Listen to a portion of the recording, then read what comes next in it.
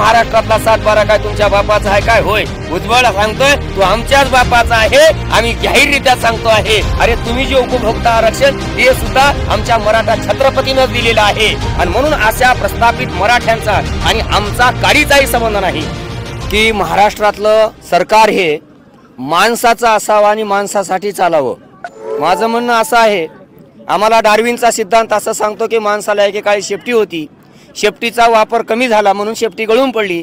आत्ता पाहिलं तर महाराष्ट्राच्या मंत्रिमंडळामध्ये बी एक मंत्री माझ्या शेपटावरती पाय देऊ नका असं विधान करतो. म्हणजे याचा अर्थ छगन भुजबळ हे जनावर आहेत का असा माझा पहिला सवाल आहे. आणि महाराष्ट्रातलं मंत्रिमंडळ माणसाचं ह्याच्यासाठी असावं की या जनावराची जो उच्छेद करतो ना तो जनावर असतो आणि म्हणून या जनावराची त्वरित हकालपट्टी करावी. आणि अन्यथा महाराष्ट्रातील मराठा समाजाचा असा समज होत आहे की सरकार पुरस्कृत या ठिकाणी दंगल माजवण्याचा प्रयत्न भुजबळाच्या माध्यमातून सरकार करते की काय? कारण घटनात्मक पदावर बसून भुजबळ अशा प्रकारचे बेजबाबदार विधान जर करीत असतील तर ते घटनेशी द्रोह आहे. आणि म्हणून या ठिकाणी आमचं म्हणणं आहे की भुजबळासारखे जे उच्छेदवादी लोक आहेत यांना त्या ठिकाणी त्वरित सरकारनं आवर घालण्याचं काम करावं. तुमचा प्रश्न हा आहे की आम्ही मराठा आता आरक्षण का मागतोय, तर याच्या पाठीमागचं एक कारण लक्षात घेतलं पाहिजे की बाबासाहेब आंबेडकर ज्या वेळेला सायमन कमिशनच्या समोर गेले होते त्यावेळेला बाबासाहेब आंबेडकर असं म्हणाले की पुढे चालून शेती व्यवसाय हा प्रचंड संकटात येईल आणि शेती व्यवसाय संकटात जर आला तर शेती कसणाऱ्या लोकांना सुद्धा आरक्षणाची गरज पडेल. आणि यासाठीच मुद्दाम या ठिकाणी इतर मागासवर्गीय प्रवर्गाची निर्मिती करण्यात आलेली आहे. आणि म्हणून सरकारचं गेल्या अनेक वर्षापासूनचं जे शेतीविषयी नैराश्याचं धोरण आणि भांडवलदार आणि पुंजीपतींना जगवण्याचं जे धोरण आहे, वाढत्या खताच्या किमती, बोगस बियाणं, मार्केट कमिटीतून होणारी लूट, या सगळ्या गोष्टीचा परिणाम म्हणून इथं लाखाचा पोशिंदा हा संकटात आलेला आहे.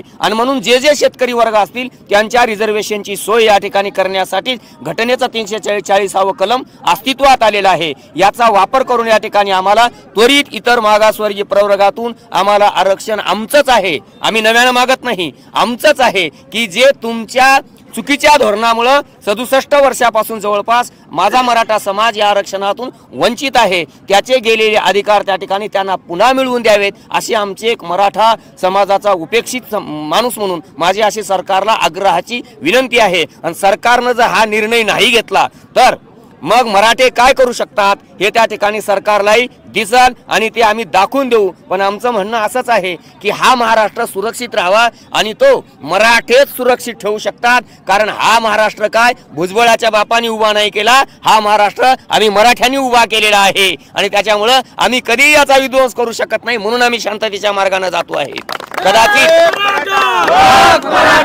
कदाचित आणि मला भुजबळानं एक सांगायचं आहे, खरंच मराठा समाजाचा जर एवढा द्वेष भुजबळाच्या मनात असेल तर भुजबळांनी ज्या पक्षाचा अध्यक्ष मराठा आहे त्या पक्षातून त्वरित बाहेर जावं आणि स्वतःचा पक्ष स्थापन करून त्या ठिकाणी स्वतःची ताकद काय आहे ती उभी करून आम्हाला दाखवावी. हेच आमचं भुजबळांना चॅलेंज आहे.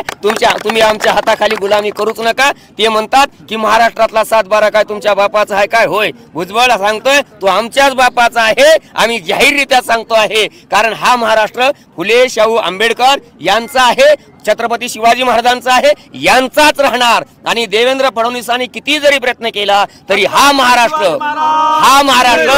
हेडगेवार आणि गोळवलकराचा होणार नाही याची खात्री या ठिकाणी आम्ही देत आहोत. वेगवेगळे चित्रपट, नाटक यामधून मराठ्याची प्रचंड या मनुवादी साहित्यिकांनी बदनामी केलेली आहे. आणि त्याचा परिणाम म्हणून आम्ही म्हणतोय कुठला मराठा पाटील आहे की ज्यांनी त्या ठिकाणी स्वतःची जमीन ही तमाशावर उडवली? अरे तुम्ही हा पाटील सांगा की ज्या छत्रपती शिवाजी महाराजांच्या आदेशान्वये रांजाच्या कुलकर्णी पाटलाचे पाय तोडणारा हा मराठा समाज.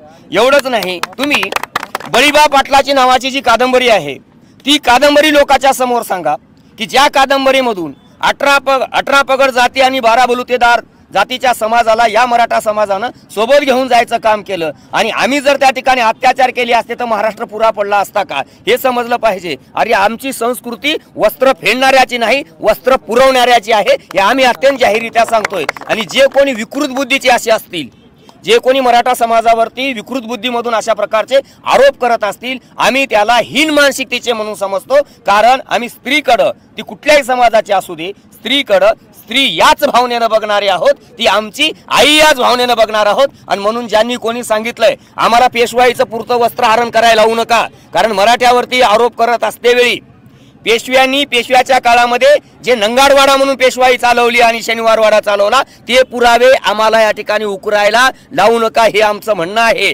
आणि पूर्ण जे आज मराठा समाजाच्या आरक्षणाला विरोध करत आहेत त्यांनी त्यांचे खरे शत्रू ओळखावेत आणि त्यांना विरोध करावा, कारण मंडलच्या प्रति जाळणाऱ्यांनी आज स्वतःच्या राजकारणासाठी आम्ही ओबीसीचे तारणहार आहोत अशा प्रकारचा चुकीचा त्या ठिकाणी प्रचार चालवलेला आहे। आणि म्हणून आमची प्रत्येकाला भूमिका आहे, प्रत्येकानं प्रत्येकाच्या जातीचा विकास केलाच पाहिजे, पण हा विकास करत असतेवेळी दुसऱ्याच्या जातीच्या विकासामध्ये अडथळा निर्माण करायचं काम करू नये। कारण या महाराष्ट्रामध्ये तरी, मी देशाचं नाही बोलत, या महाराष्ट्रात तरी मराठ्याशिवाय कोणतं काम चांगलं झालंय हे आम्हाला दाखवून दिलं पाहिजे। अरे तुम्ही जे उपभोक्ता आरक्षण ते सुद्धा आमच्या मराठा छत्रपतीनंच दिलेलं आहे। छत्रपती शाहू महाराजांनी 1902 ला आरक्षणाची निर्मिती केलेली आहे। आणि म्हणून आम्हाला म्हणायचंय की मराठा हा विध्वंसक नाही, मराठा हा सृजनशीलता निर्माण करणार आहे, एका दाण्याचे 1000 दाणे निर्माण करणारा हा मराठा शेतकरी आहे। आणि म्हणून अशी कोणाचं तरी ऐकून किंवा कुठल्या तरी जरांगे पाटील म्हणतात त्या पद्धतीनं कुठल्या तरी आमिषाला बळी पडून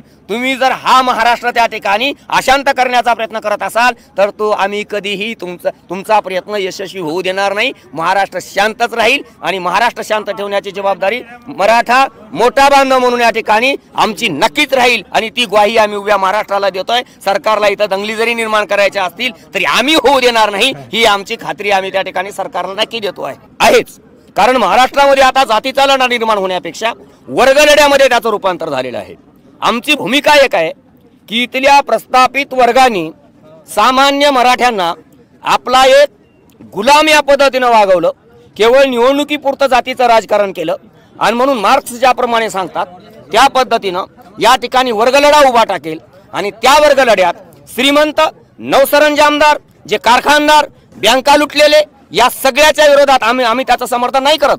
कारण ज्यांनी आमची आर्थिक लूट केलेली आहे त्याच्या विरोधामध्येच हा सामान्य जो मराठा आहे ना, जो की छत्रपतीचा मराठा आहे, जो फुलेंचा मराठा आहे, फुलेच्या संकल्पनेतला, जो बाबासाहेबाच्या संकल्पनेतला मराठा। आणि एक गोष्ट लक्षात घेतली पाहिजे, इथला जो प्रस्थापित वर्ग आहे तो जातीच्या आणि समाजाच्या हिताला लक्ष देण्यापेक्षा वैयक्तिक हित संबंधावरती जास्त लक्ष देतो। आणि म्हणून अशा प्रस्थापित मराठ्यांचा आणि आमचा काडीचाही संबंध नाही। आणि जे प्रस्थापित मराठी आहे, जे सिद्ध दिसतात, त्यांना आमची विनंती आहे की आम्ही आरक्षण मागतोय 50% आतलं आणि आमच्यासाठी मागतोय आरक्षण। तुम्ही मांडायची असेल भूमिका तर सामान्य समाजाची मांडा, अन्यथा कुणाचे आरक्षणाला धक्का न लागता आणि 50% वरचं अशी जर भाषा बोलत असाल तर समाज तुम्हाला त्या ठिकाणी तुमची जागा दाखवल्याशिवाय राहणार नाही। हे नवसरंजामदार, मी नेहमी माझ्या पद्धतीने सांगतोय, हे सगळे नवसरंजामदार आमचे जे आमदार दिसतात